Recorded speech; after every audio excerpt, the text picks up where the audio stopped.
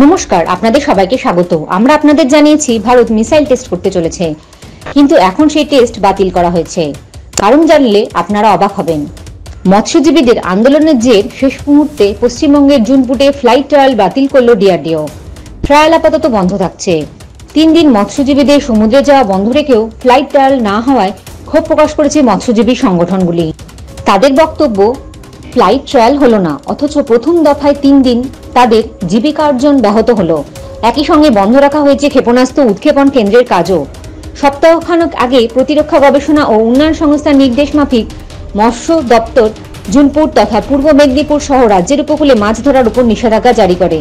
জানানো হয়, ফ্লাইট ট্রায়ালের জন্য নিরাপত্তার কারণে 17 জুলাই থেকে 19 জুলাই এবং 24 থেকে 26 জুলাই পর্যন্ত সর্বত্র মাছ ধরা বন্ধ রাখতে হবে।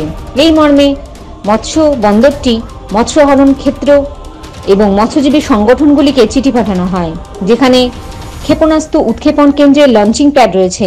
তার চারদিকে ফেন্সিং সহ আনুষঙ্গিক কাজ করার জন্য ডিআরডিওর লোকজন আসেন।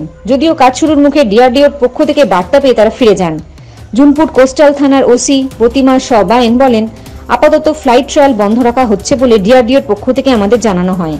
এও জানানো হয়, পরবর্তী সময়ে পুলিশ প্রশাসনের সঙ্গে বৈঠকে বসে সবকিছু ঠিক করা হবে। কাঁথি মহকুমা মৎস্যজীবী উন্নয়ন সমিতির সভাপতি আমিন সোহেল বলেন, এর আগেও এমন নিষেধাজ্ঞা জারি করা হয়েছিল। বারবার নিষেধাজ্ঞার জেরে মৎস্যজীবীরা ক্ষতির মুখে পড়েছেন।